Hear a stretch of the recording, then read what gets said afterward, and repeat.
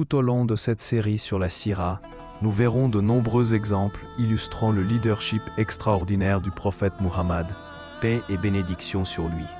Son leadership était ancré dans une intégrité morale inébranlable, une qualité qui ne changea jamais au fil des années.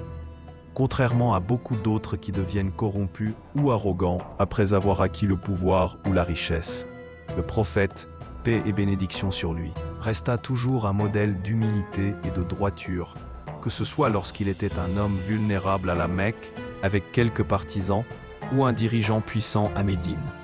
Il, paix et bénédiction sur lui, honorait toujours sa parole, même avec ses ennemis les plus hostiles. Cette fidélité constante à ses principes faisait de lui bien plus qu'un dirigeant, un exemple digne de confiance pour tous. Une des nombreuses raisons pour lesquelles les compagnons l'aimaient et le respectaient profondément était qu'il menait par l'exemple. Il vivait parmi eux, non pas comme une figure distante, mais comme un frère et un ami. Lors de la construction de la mosquée, le prophète, paix et bénédiction sur lui, portait les briques avec ses compagnons. Lorsqu'il fallut creuser la tranchée, il était là, creusant à leur côté. Pendant les batailles, il se tenait en première ligne. En période de faim, il mangeait en dernier.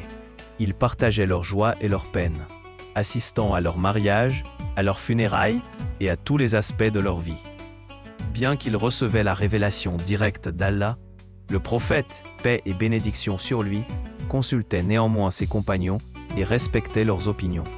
Cette humilité sincère est ce qui rendait ses disciples si dévoués.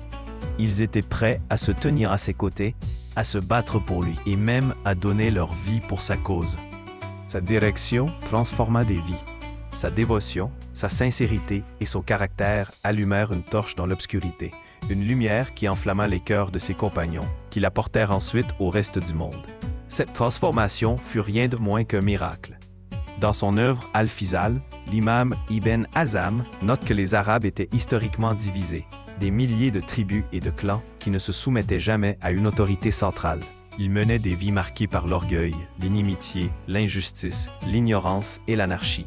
Puis vint le prophète, paix et bénédiction sur lui, un homme sans richesse, ni armée, ni palais, ni soutien politique, même pas soutenu par sa propre tribu au début. Pourtant, par la volonté d'Allah et grâce au message et au leadership inébranlable du prophète, l'Arabie fut transformée.